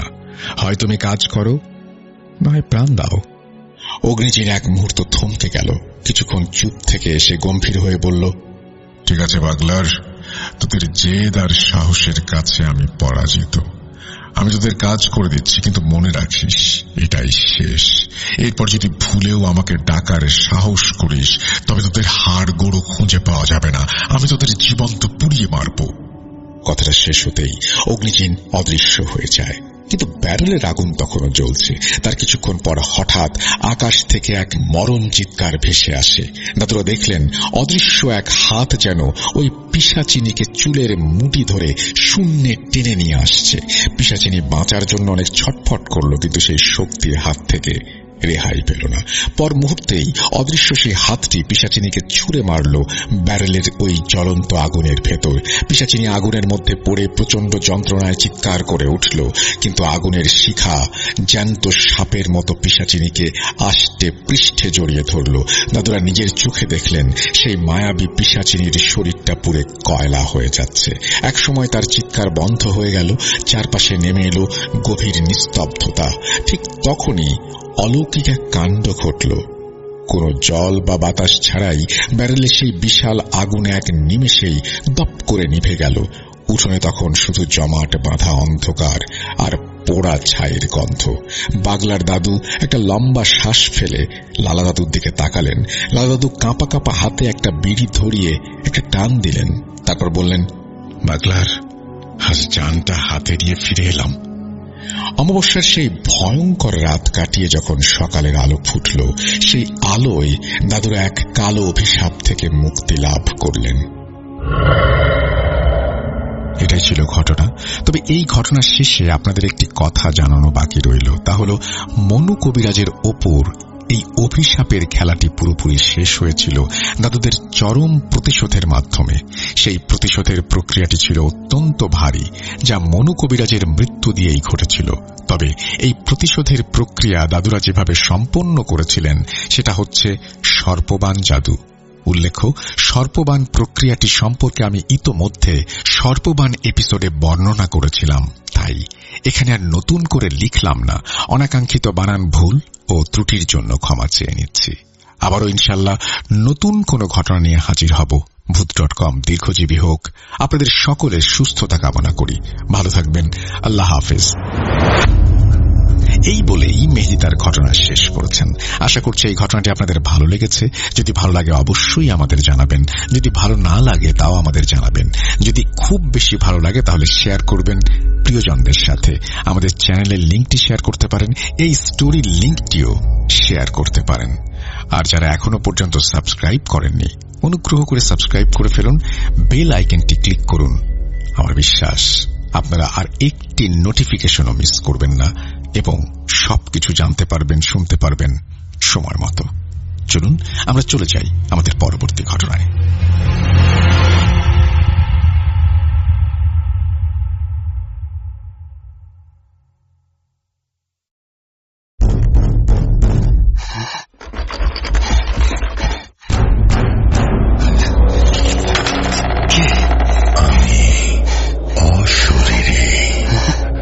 দেখতে পাবে না কবু, এত কাল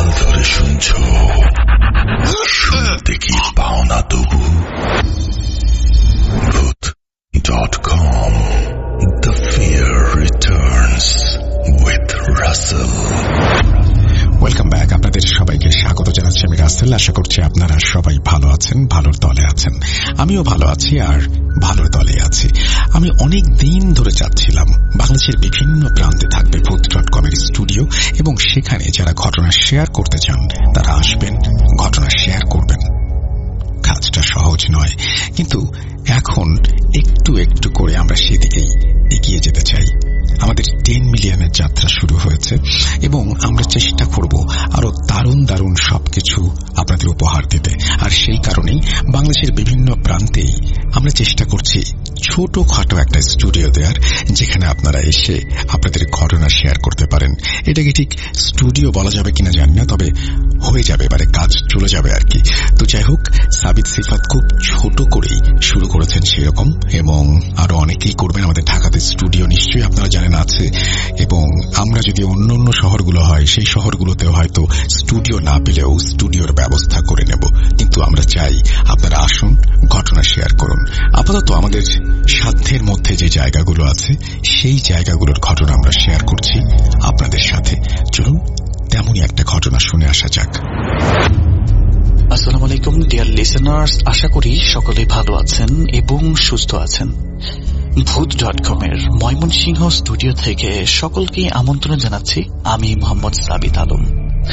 আমাদের সাথে স্টুডিওতে আজকে উপস্থিত আছেন একজন অতিথি, এবং আমরা সরাসরি কথা না বাড়িয়ে চলে যাব আমাদের অতিথির ঘটনায়। চলুন শুনে আসি আমাদের আজকের অতিথির ঘটনা।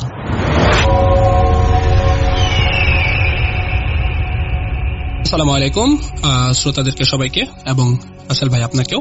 আমি মোহাম্মদ আব্দুল্লাহ আল মারুফ ময়মনসিংহ থেকে বলছি। তো আজকে আমি যে ঘটনাটা আপনাদের সাথে শেয়ার করব, সিম্পল এন্ড শর্ট একটা ঘটনা।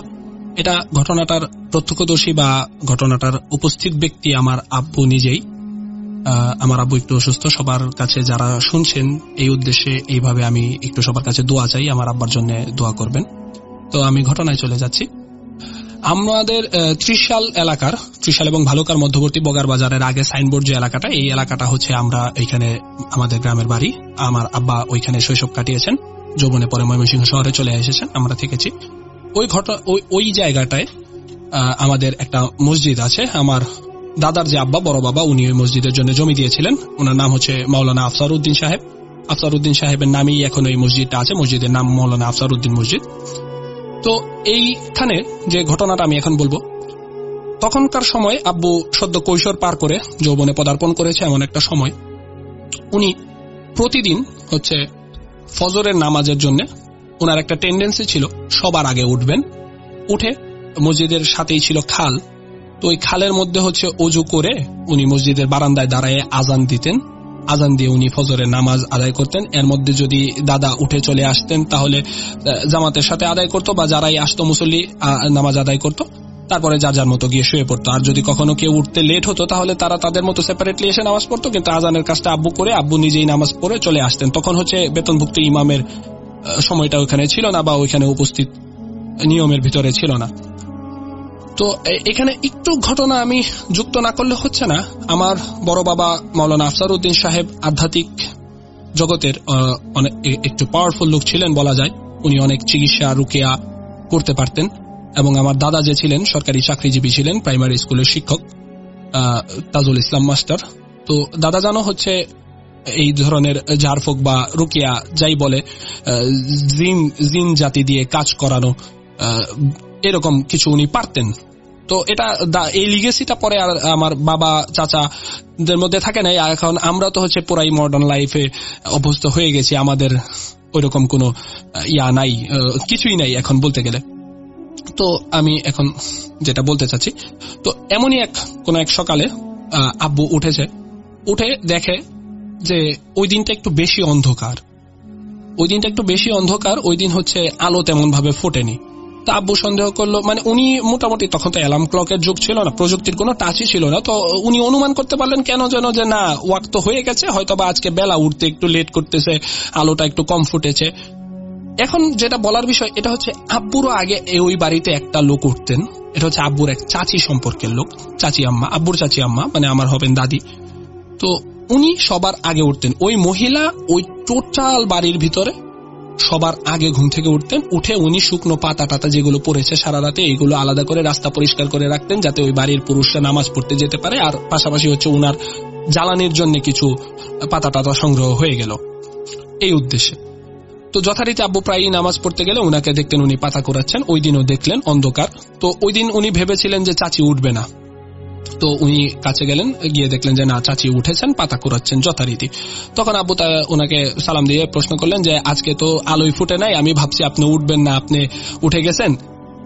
তো সালামের উত্তর দেয় নাই, কোনো কথাও উনি বলেনি। না বললে আব্বু বিশেষভাবে খেয়াল করে নাই, শুধু একটা জিনিস খেয়াল করছে যে উনার শ্বাস যে শব্দটা আছে এটা যেন একটু বেশি ভারী, একটু হালকা গোঙানোর মতো শব্দ, এমন এমন কোন শ্বাস চলছিল। তো এটা আব্বু বিশেষভাবে কোনো খেয়াল করেনি। খেয়াল না করে উনি যথারীতি খাল পাড়ে গিয়েছেন, উজু করেছেন, উঠে এসে নামাজ আজান দিয়েছেন, আজান দিয়ে ফজরের নামাজ পড়ে আবার যখন ব্যাক করে চলে যায় তখনও দিন অন্ধকারের মতোই। সাধারণত নামাজ পড়ে যাওয়ার সময় ততক্ষণে ভালো আলো ফুটে যায়। তো আব্বুর একটু সন্দেহ লাগলো, কি ব্যাপার আজকে বেলা এখনো উঠতেছে না। তখন হচ্ছে উনি আবার চাচির পাশ দিয়ে যাওয়ার সময় উনি ওভাবেই পাতা করাচ্ছেন, ওভাবেই নুয়ে রয়েছেন, বড় ঘুমটা টানা। উনি আবার চাচিকে জিজ্ঞেস করলেন যে আজকে তো বেলাই উঠতেছে না, আর আপনি যাবেন না, আপনার শেষ হয় নাই? যথারীতি আবারও কোনো কথা হয় নাই। চাচি, ওই চাচি, আব্বুর চাচি আর কি, বড় করে শ্বাস নিচ্ছেন, ওইভাবে গভীর শ্বাস। তখন আব্বু বললেন না, আসলে আব্বু কিছু বলে নাই। আব্বু যথারীতি চলে এসছেন এবং ঘুমিয়ে পড়েছেন। আব্বুর ভাষ্য মতে আনুমানিক আধা ঘন্টা 1 ঘন্টা ঘুমানোরও পরে আমার দাদা আব্বুকে ওই দিন ডেকে তুলেছেন। আমার দাদা এসে বলছেন, এই সবসময় না তুই আগে উঠোস, আজকে তুই গেলি না নামাজে, আমরা নামাজ পড়ে চলে আসলাম, এখন বেলা হয়ে যাচ্ছে, তুই নামাজে যাস না, নামাজটা পড়ে আয়, পরে কাজা হয়ে যাবে।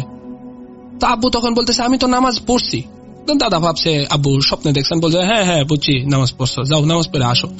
তখন যতক্ষণ ওই দিন বেলা হয়েছে, বেলা হইলে আবার চাচির সাথে একই বাড়িতে থাকে, চাচির সাথে দেখা হয়েছে। উনি ওনার চাচিকে জিজ্ঞেস করছেন যে আপনার যে সকালে আমি কথা বললাম, আমি নামাজে গেলাম, আপনি তো আমার সাথে কোনো রাও করলেন না। তখন চাচি বলতেছে আমি তো আজকে উঠছি, আমি তো তোমারে পাইলাম না, তুমি তো আমার সাথে কথা বলো না, আমি তো তোমারে দেখলাম না। আব্বু বলতেছে যে না, আমি তো আপনার সাথে কথা বলছি। চাচি সম্পূর্ণ অস্বীকার করতেছে, না তোমার সাথে আমার আজকে সকালে কোনো দেখাই হয় নাই। তখন আব্বু একটু ভয় পেয়ে গেছিল এবং ওনার প্রেশার টেশার হালকা বেড়ে গেছিল, তারপরেও ঠিক হয়ে গেছে। তো এরকম অশরীরী কোনো সমস্যা হতে থাকে আমাদের আশেপাশে, বা আমরা তো এটা অস্বীকার করলে চলবে না যে জিন যে থাকে জাতির আমাদের এই পাশে সহাবস্থান, তারা বিভিন্ন সময় বিভিন্ন রূপ ধারণ করে থাকেন। এমনই কিছু একটা হয়তো ওই দিন হয়ে গেছে, অমীমাংসিত রয়ে গেছে। ঘটনা বলার জন্য আমার আব্বা এখনো আছেন। আমি আবারও আমার আব্বার জন্য দোয়া চেয়ে ঘটনা এখানে শেষ করে দিচ্ছি। সবাই ভালো থাকবেন। আসসালামু আলাইকুম। থ্যাংক ইউ মারুফ, আপনাকে আবারও ধন্যবাদ জানাচ্ছি আমাদের সাথে আজকে ঘটনা শেয়ার করার জন্য। ধন্যবাদ সকলকে। আমি মোহাম্মদ সাবিত আলম স্টুডিও থেকে আজ আবার বিদায় নিচ্ছি। আসসালামু আলাইকুম।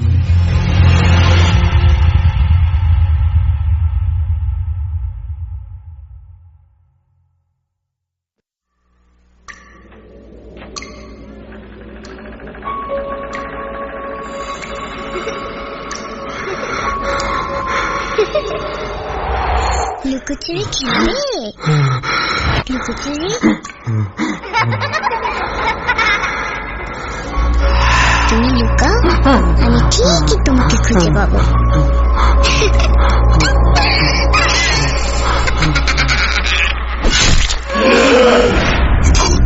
ভূত.com with Russell।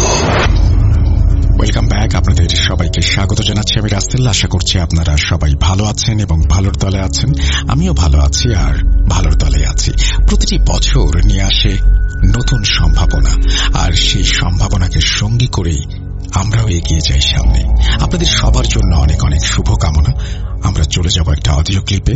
অডিও ক্লিপটি কার সেটি তার মুখ থেকেই জানতে পারবেন। সুতরাং কথা না বাড়িয়ে সরাসরি চলে যাচ্ছি ঘটনায়।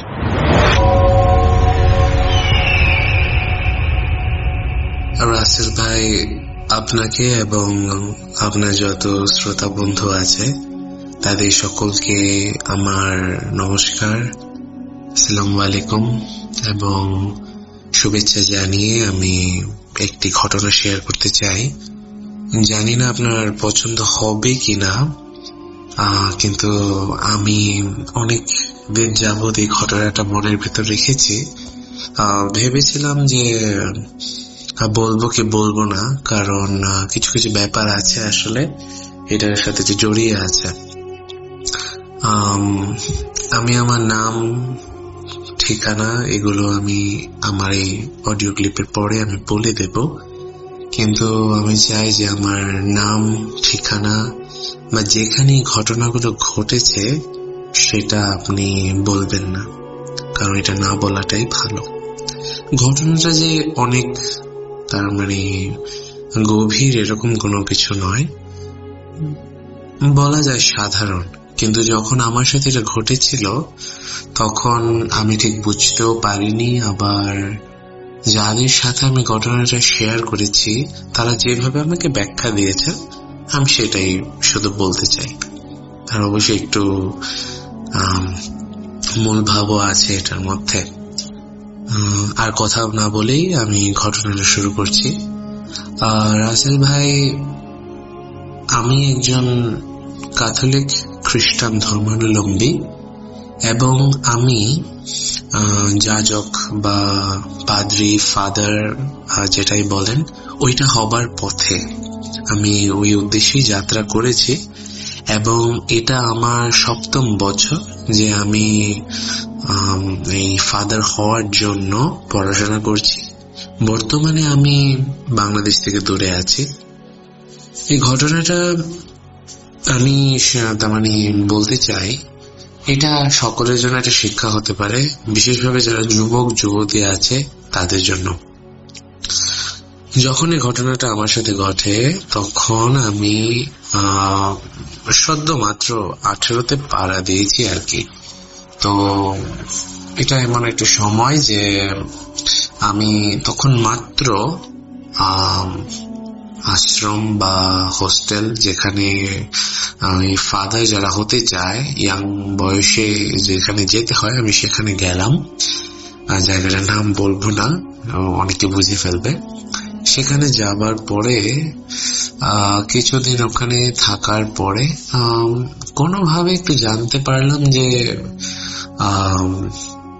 এই জায়গাটা, তার মানে যেখানে আমাদের যে অট্টালিকা বলা যায় আর কি, বিশাল বড় একটা বিল্ডিং, এখানে এটা 5 তলা ভবন, সেখানে একটা ইতিহাস আছে। ইতিহাসটা ছিল যে এই স্বাধীনতার পূর্বেই যখন আমেরিকান, কানাডিয়ান ফাদাররা ফ্রান্স থেকে বা বিভিন্ন জায়গা থেকে ওনারা যখন আসলেন এবং ওনারা যখন বাণী প্রচার করতে লাগলেন, তখন তাদের জায়গা জমিন ছিল না। তো তারা ওই তার মানে ঘরগুলো অলরেডি করা আছে, এরকম অবস্থাতে ওই ঘরগুলো আর কি কিনে নিতেন। এরকমই একটি ঘর ছিল যেখানে আমাদের এখন ঘর, তার মানে ওই বিল্ডিংটা। যদিও এই বিল্ডিংটা ভূমিকম্পে ভেঙে যায়, তারপরে এটাকে পুনরায় নির্মাণ করা হয় ভালো করে, আরো বড় করে। এখন সেই পুরাতন বিল্ডিংটা নেই, কিন্তু সেই স্থাপত্যটা অন্যভাবে করা হয়েছে আর কি ওই জায়গাটাতে। এখন ঘটনাটা হচ্ছে যে আমি আর আমার একজন বন্ধু ছিলেন, তা আমরা কোনোভাবে এই একটা সোর্স থেকে খবরটা শুনতে পারি যে ওই জায়গাটা কোনো একজন হিন্দু জমিদার ধরনের লোকের ছিলেন, তার মানে তার অনেক টাকা সম্পত্তি ছিল। তিনি ওই যখন সমস্যাগুলো হয় মুক্তিযুদ্ধের সময়, তখন তারা ভারতে চলে যায় এবং এই জায়গাটা নাকি বিক্রি করে। এখন এটাও আমি পুরোপুরি ব্যাপারটা জানি না, কিন্তু আমরা শুনেছি যে জায়গাটা তারা বিক্রি করে ওই আমেরিকান ফাদারদের কাছে। আর ওই আমেরিকান ফাদারদের বিক্রি করার পরে তারা সেটাকে তাদের নিজস্ব বাসভবন বানিয়ে দেয়। তো এই ভবনটাতেই এখন তো আমেরিকান ফাদাররা খুব কম, বাংলাদেশের ফাদাররাই বেশি। তা আমিও সেখানেই বেড়ে উঠছিলাম আর কি। এবং সেখানে আমার সাথে একটা ঘটনা ঘটে। আমি আমার বন্ধুর কাছে এই ব্যাপারটা সহভাগিতা করি যে দেখ আমি এরকম শুনলাম। পরে ও বললো, ও আবার একটু ঠাট্টার ভাবেই নিল। ও চিরকাল মনে করে যে ও নাকি এগুলো ডিটেক্ট করতে পারে। তো আমাকে বললো হ্যাঁ আমারও মনে হয়েছে। পরে আমি বললাম যে তাহলে তো একটু সেফ থাকতে হয়, আরো বেশি বেশি প্রার্থনা করতে হবে, কারণ যেহেতু আমরা প্রার্থনার জায়গায়, আমাদেরকে এনকারেজ করায় প্রার্থনা করার জন্য। তো এখানে হয় কি, আমরা দুজন এই ব্যাপারটা নিয়ে কথা বলছিলাম। তখন আমাদের তো একটা নিজস্ব একটা নিয়ম কানুন আছে ওখানে। ওই নিয়ম অনুসারে সকলে তখন টিভি দেখছিল। এরকম প্রায় 9:30টার দিকে সকলে টিভি দেখছিল। তো আমরা দুজন কি কারণে জানি ওই সেই দিন ওই কোন একটা অ্যাসাইনমেন্ট ছিল নাকি এখন মনে পড়ছে না, আমরা স্টাডি হলে গিয়েছি। আমাদের রীতিমতো দূরত্ব, ওই স্টাডি হলে ডেস্ক গুলো দূরে দূরে, তো প্রায় 2টো ডেস্ক পরে ওর ডেস্ক, তারপরে আমি। এখন আমি ওখান থেকে বলছি, এই ঘটনাটা তো একটু গা ছমছম লাগছে আমার। আলী ভাই আসার পর যখন আফজাল ভাইকে এই অবস্থায় দেখলেন, উনি রীতিমতো শকড। পরে ও বললো যে আমার এখনো ভয় শুরু হয়নি, কিন্তু এখন এই ব্যাপারটা সত্য কিনা এটাও তো বোঝা কষ্টকর। তখন আমি বললাম যে না, আমি তো শুনেছি জমিদারের মেয়ে নাকি এখানে আত্মহত্যা করেছিল, এরপরে নাকি জমিদার বিক্রি করেছিল। আফজাল ভাই কি এরকম যদি কিছু হয় তাহলে তো সমস্যা। কালকে রাতে কি চোখ আমি জানি না আপনি বিশ্বাস করবেন কিনা, তখন শীতের দিন ছিল, জানালা দরজা রীতিমতো বন্ধ করা, দরজাগুলো ভিজিয়ে রাখা। কোনো ফ্যান নেই, দেওয়ালে পেরেক ভালো করে আটানো আছে, এবং সেখানে আমাদের আমরা যেটাকে তার শ্রদ্ধা ভক্তির সাথে দেখি একটা ক্রুশ, যেখানে ওই যিশুর আমার চলে আসে ওরকম একটা ব্যাপার। 2টো ক্রুশ, এটা তার মানে কাঠের খোদাই করা 2টো ক্রুশ, এটা 2 দিকে আছে, একটি দেওয়ালে সাদা। আপনি বিশ্বাস করবেন না, আমরা ওই দিকেই চেয়ে আছি। আলী ভাই শেষমেশ সিদ্ধান্ত নিলেন সাথে সাথে ওই ডাক্তার বা দুটো হসপিটালে এখানে কোনো কাজ হবে না, করে ভেঙে পড়ে গেল। মেডিকেল সায়েন্সে এর কোনো ব্যাখ্যা হয়তো বা হতে পারে না। আপনি বিশ্বাস করবেন না, আমরা সেখানে এখন অনেক ছিলাম। রাত হয়েছে, কালকে সকালবেলা আমি শহরের সবথেকে বড় হুজুরের মসজিদ থেকে ধরে আনবো। আমার মনে হচ্ছে আফজাল ভাইয়ের উপর দেখলাম ওই পুরো দেওয়ালটা, ওখানে কোনো জায়গা নেই যেখানে টিকটিকি ঢুকে যাবে অন্য কোনো জায়গায়। দেওয়ালটা পুরো সারা রাত ওনার হাজবেন্ডের পুরো দেওয়ালে কোরআন তিলাওয়াত করলেন। শুধু 2টি ক্রুশ ঝুলেছে, ভয়ে এক কোণে গুটি শুটি মেরে বসে রইল। আফজাল ভাইয়ের মনে হচ্ছিল তিনি এক অদ্ভুত এটা দেখে আমরা দুজন একজনের দিকে দেখে সকালে আমরা তিনি দুজন যখন দুই চোখ দিকে খুললেন দৌড় দেওয়া তখন শুরু দেখলেন করলাম। শরীরটা কিছুটা দুই দিকে দৌড় দেওয়া শুরু করার পরে আমরা দুজন আমাদের সেখানে আমাদের প্রার্থনার জায়গা, আমরা সেটাকে চ্যাপেল বলি, আর বাংলায় বলা হয় গির্জা, আমরা সেখানে ঢুকলাম। এবং সেখানে গিয়ে আমরা তো ভয় পেয়েছি। আফজাল ভাই আপনাদের যেমন আয়াতুল কুরসি আছে, আমরা আমাদের যে প্রার্থনা আছে ওই hour father who art in heaven, ওগুলো আমরা বলা শুরু করলাম। সাথে নিয়ে এলেন একজন বয়োজ্যেষ্ঠ হুজুর। এইটার পরে অনেক কিছু চেঞ্জ হয়েছে আর কি, তার মানে ওনার বয়স হয়েছে, ব্যাপারটা আরো সাদা বেশি দাড়ি, কাজ পরনে করতে সুন্নতি লেবাস। ওনার চেহারায় এক ধরনের নুরানি জ্যোতি ছিল, যেটা দেখলেই মনে সাহস আসে।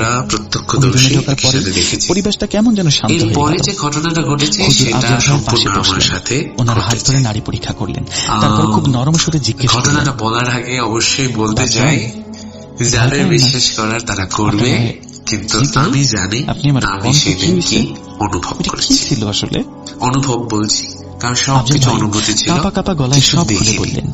সেই মাঝরাতে ঢোকা, দরজার পাশে কান্না, রুমের লাইট নিভে যাওয়া, সবকিছু বললেন।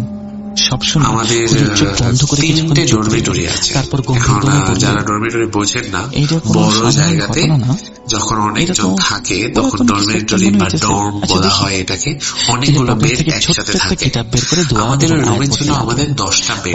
এটা যথেষ্ট বড় একটা জায়গা। মনে করেন একটা বাস্কেটবল কোর্ট যেরকম বড় হয়, রীতিমতো অনেকটা ওরকম, যথেষ্ট বড় একটা জায়গা। 1 ঘন্টা পার হয়ে গেল। এখন সেখানে আমাদের সবার বেড, আমার বেডটা, আমাদের ডরমিটরির দরজা, আমাদের ডরমিটরির দরজার 2টো অংশ, তার মানে এটাকে 2 দিক থেকে খুলতে হয়। ওই বাথরুমের দরজাগুলো যেমন একটি পাল্লা থাকে ওরকম না, 2টি পাল্লা, একটা নিঃশ্বাস, যথেষ্ট বড় দরজা। বললেন এখন এই দরজাটা আমি ঢুকলাম, আমি ঢুকে আমি ভিজিয়ে রেখেছি। এখন ভিজালেও আপনাকে ধাক্কা না দিলে দরজাটা খুলবে না। আশা করি বুঝতে পারছেন, ধাক্কা না দিলে দরজাটা খুলবে না। আর খবরদার এখন আমি হাত মুখ ধুয়ে, আমাদের টয়লেটটাও অ্যাটাচ করা, টয়লেটের দরজাটা বন্ধ। টয়লেটেও একটা কাঁচের দরজা দেওয়া আছে থাই গ্লাসে। এই সমস্যার মূলে যেতে হলে তো ওই দরজাটাও বন্ধ। আমি হাত মুখ ধুয়ে পা ধুয়ে সবাই পিছিয়ে গেল, বেডে চলে এসেছি। হুজুর অভয় ওই দিলেন। মশারি তিনি হাতে টাঙিয়ে তসবিহ এবং ছোট বেডের কোরআন ভেতরে। শরীফ নিয়ে সেই এখন অভিশপ্ত আমি রুমের দিকে এগোলেন। শুয়েছি। তিনি এখন সবাইকে আমাদের নির্দেশ কিছু দিলেন প্রার্থনা যে কেউ রিচুয়াল যেন আছে ভেতরে যেগুলো আসে। করতে হয়। হুজুর আমরা ভেতরে করলাম ঢুকলেন প্রার্থনা। এবং দরজাটা তো আমাদের চাপিয়ে যেমন দিলেন। তসবিহ আছে, বাহিরে দাঁড়িয়ে আমাদের একটি আফজল ভাই, প্রার্থনা আলী হচ্ছে ভাই এবং রোজারি পরিবারের প্রেয়ার। সবাই আমরা অপেক্ষা রোজারি করতে লাগলো। প্রার্থনা মালা। ভেতর থেকে তো হুজুর আমি ওটা ভরাট গলায় করা শুরু কিছু করলাম। কথা আমি বলছিলেন। রোজই করি, তিনি খুব তো আমি জোর গলায় ওটাও আজান করা শুরু দিচ্ছিলেন করলাম। এবং কিছু সূরা পাঠ করছিলেন। আপনি বিশ্বাস মাঝে মধ্যে করবেন ভেতর নাকি থেকে জানি না, ধপাস ধপাস খটখট শব্দ রোজারিটা আসছিল। পড়ার 15 মিনিটের প্রায় মধ্যে 40 মিনিট পর দরজা খুলে হুজুর আমি বেরিয়ে এলেন। অনুভব করতে ওনার লাগলাম কপালে যে ঘাম, আমি মনে হচ্ছিল কোনো যুদ্ধ করে ফিরেছেন। আমি কাঁদছি। তিনি সবার সামনে তো আমি হাত মেলে ভাবলাম যে ধরলেন। অনেক সময় এরকম হয়, বললেন, হয়তো ঘুম চোখে চলে এই এসেছে, যে এই কারণে আমি হয়তো একটি এই জিনিসটাই ঝাঁকুনি সব দিয়েছি। শক্তের মূল। কিন্তু সব না, নষ্ট এটার জন্য। এরকম কিন্তু নয়। এটা তো একটা কুফরি কালাম, আমার ব্ল্যাক পুরো ম্যাজিক বা কালা জাদু। বেডটা যে আছে এটা সবাই তাহলে অবাক হয়ে গেল। প্রচন্ডভাবে ওনাদের কাঁপছে। বাড়িতে ব্ল্যাক ম্যাজিক এতভাবে কাঁপছে। বেডের হুজুর মধ্যে ব্যাখ্যা 4টি করলেন, পিলার আছে। এটা আমাদের তোমাদের বেডটা উপকরণ। আয়রনের। এই আর তাবিজটা ওখানে অনেক ওই বছর আগে হয়তো বা এই যেহেতু বাড়ি এটা তৈরির সময় লোহার কেউ আর কি মাটির নিচে বা বেডটা, দেয়ালের কোনো ওটাকে ফাটলে রেখে চারদিকে আসছে। 4টা এতদিন সুপ্ত অবস্থায় রড আসছিল। দেওয়া, ওই